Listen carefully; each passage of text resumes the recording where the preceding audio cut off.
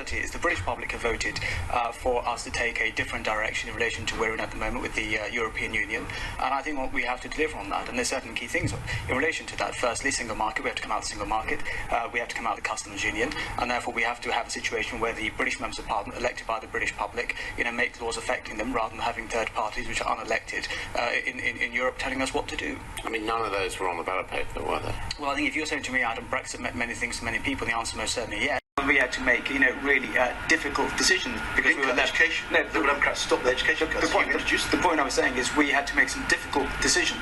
And therefore that means working with the local residents rather than central government imposing it top down.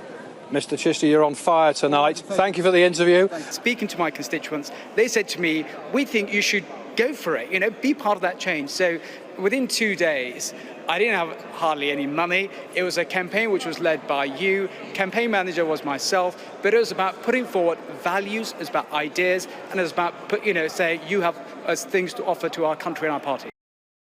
If you have a democratic exercise, then you have to have the result and put it. You have the result. You have to put it into practice. And therefore, I voted against extension. And on the last moment, I voted for the Prime Minister's deal to say, look, because I want to deliver a Brexit rather than having no Brexit. Thank you, Madam Deputy Speaker. With regards to the specific point, she says Minister's lack of compassion. What I say to the Honourable Lady is this. When I was a former British Envoy for Religious Freedom, I was working tirelessly with partners around the world to help release individuals being persecuted for their faith. On this specific case, the point she says to me, what specifically now? I've answered the specific point. The matter is in the High Courts, which are dealing with the accusations and allegations on what information was shared with who. That matter is matter for the High Court. Let the High Court deal with the matter. Once it has, she is within her rights to bring this matter back on a question to the House.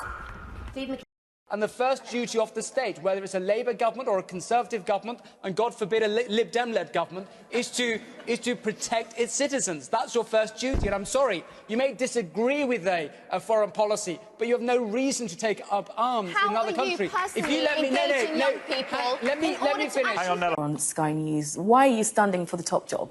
Well, Vanessa, it's a real pleasure to always come on Sky News. And I think for me, it's about, being a member of Parliament, it's about public service. And therefore, when you see our country facing different challenges and you need leadership to step up to the plate, I think as members of Parliament, we are all amongst equals with different unique skill sets. And therefore, when an opportunity comes to serve your country at the next level, you have to step up. Look, we're dealing with a rapidly changing, evolving situation day by day. We're into day 14 of this conflict. It's about aspiration. I came to this country at the age of 6, didn't speak a word of English, first in the family to go off to university, and worked hard and qualified as a barrister. And as a young criminal barrister, you don't earn a lot of money. It's legal aid and you have to pay back to your clerks. But it was the idea that if you worked hard, you do the right thing, you keep more of your money you earn, and you pay lower taxation. So it's that thing about succeeding in life.